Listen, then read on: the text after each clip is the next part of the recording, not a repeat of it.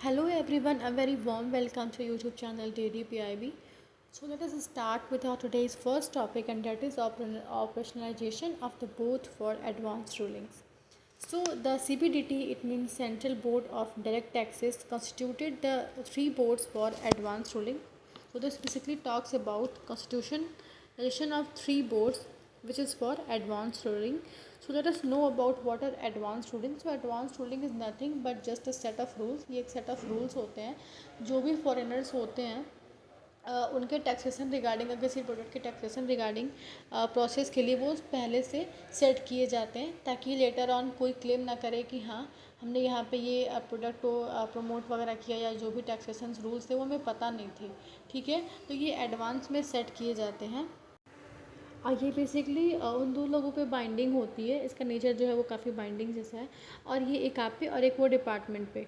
ठीक है, और ये जो डिसीजन होते हैं ना, ये केस लॉ नहीं है, ये बदलते रहता है। इसे बिफोर ट्रांजैक्शन करना होता है, इसके लिए आप कोई अपील नहीं कर सकते हो, क्योंकि ये इसके लिए जो रूल सेट किए जाते हैं वो फाइनल माने जाते हैं। बेसिकली इसके जो रूल्स वगैरह है ना, वो सिविल लॉज के जैसे हैं। सिविल लॉज में वगैरह आपके वही 4 रूल्स होते हैं, जो भी डिसीजन, इंस्पेक्शन वगैरह, enforcing attendance and so on.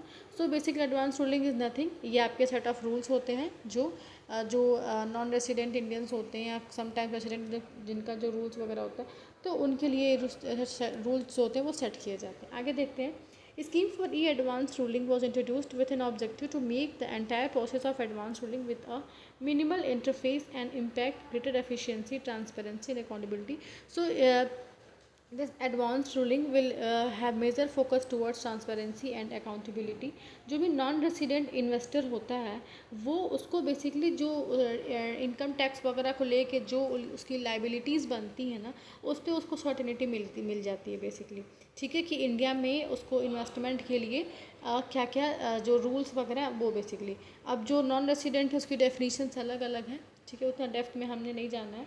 Further, even a resident entity can obtain a ruling on the taxability of a transaction and avoid long-drawn litigation, as the scheme is also available to a resident.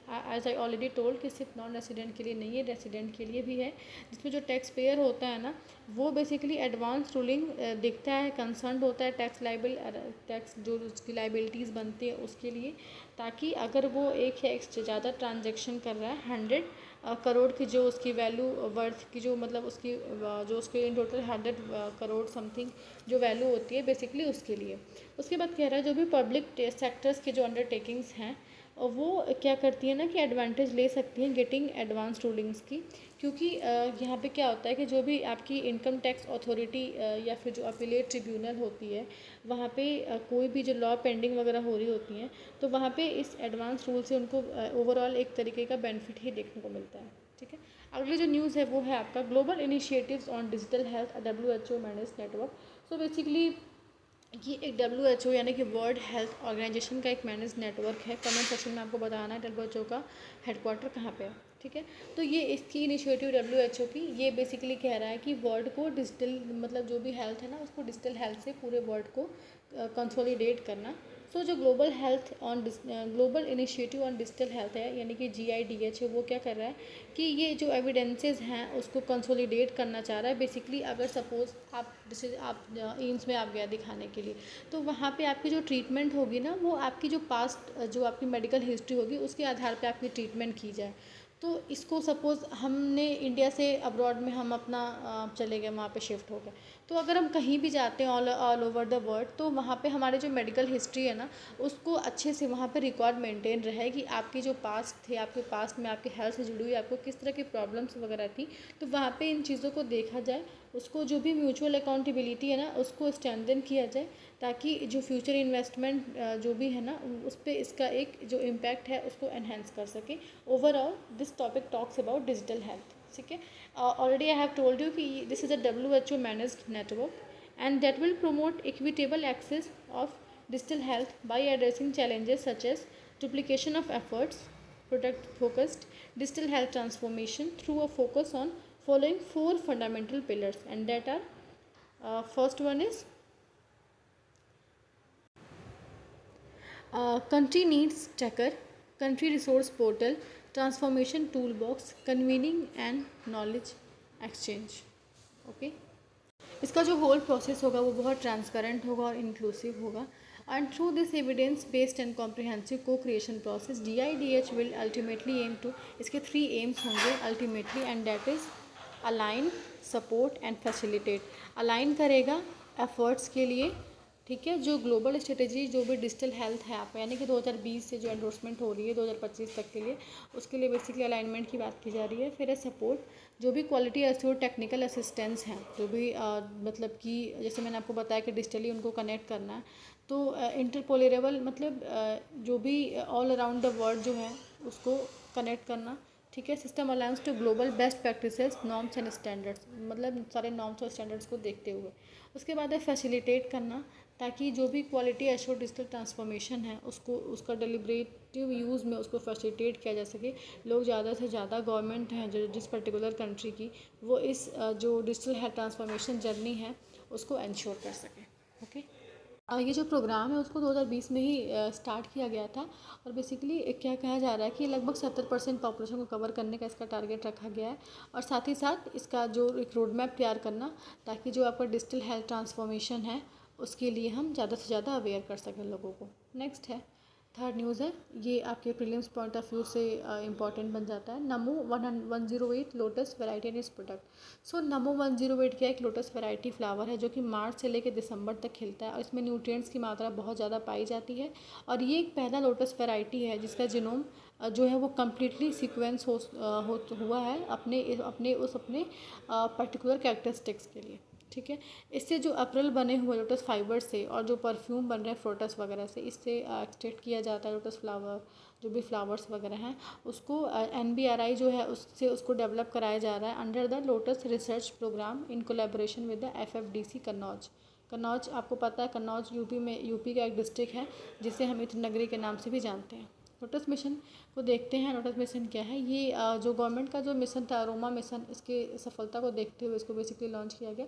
और जिस जो ये project है ना, ये जो mission mode like the only priority schemes, कुछ और स्कीम्स की बात की जाए जैसे कि आपका नेशनल हनी बी और बैम्बू मिशन वगैरह हो गया, फूड सिक्योरिटी मिशन हो गया, इन सब की लाइन्स पे ही इस स्कीम को चलाया जाएगा, ठीक है।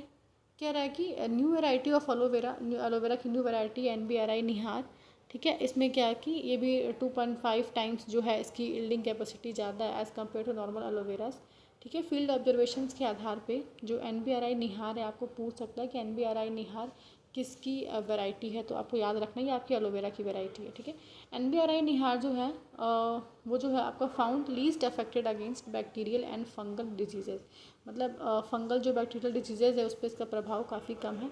2 herbal products namely herbal cold drops, इसके जो हर्बल प्रोडक्ट्स हैं हर्बल कोल्ड ड्रॉप्स वगैरह, तो इससे कॉमन कफ को, और herbal anti dandruff hair oil वगैरह बनाए जाते हैं बाई मार्क लेबोरेटरीज़ के द्वारा। नेक्स्ट है Bharat new car assessment programme, Bharat NCAP। This program is a significant step towards the government commitment to improve road safety through raising the safety standards for motor vehicles up to 3.5 tons in India। जो भी motor vehicles 3.5 ton से ऊपर हैं उसके लिए एक commitment है road safety के लिए। So this programme talks about the road safety, ठीक है।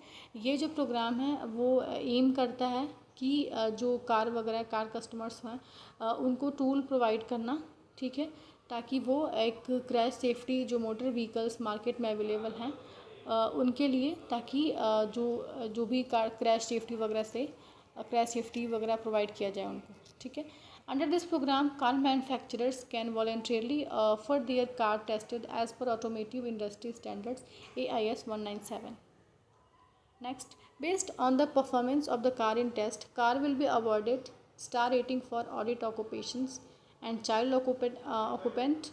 Potential car customers can refer to these star ratings to complete the safety standards of different vehicles and accordingly make their purchase decision। मतलब वो अपने purchase decision को इन्हीं standards के आधार पे set कर सकते हैं। ऐसा माना जा रहा है कि ये जो डिमांड जो सेफ़र कार्स की जो हैं, मतलब इस तरह की जो कार्स की हैं वो लगातार बढ़ती हुई जा रही हैं, जो एनकरेज कर रहा है कार मैन्युफैक्चरर्स को कि वो कस्टमर के नीड्स को फुलफ़िल करें। Next, with high safety standards, Indian cars will be able to compete better in the global market. इस अगर स्टैंडर्ड्स को हम सेट कर लेते हैं तो हमारी जो इंटरनेशनल वैल्यू में जो मार्केट में जो हमारी वैल्यू है वो काफ़ी बढ़ जाएगी, और ये हमारे एक्सपोर्ट पोटेंशियल को भी इंक्रीज़ करेगी जो भी कार मैन्युफैक्चरिंग सेक्टर में है।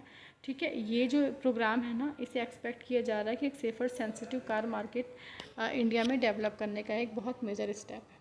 So this is all for today's topics, and if you like this video, please like, share and subscribe. Thank you and Jai Hind.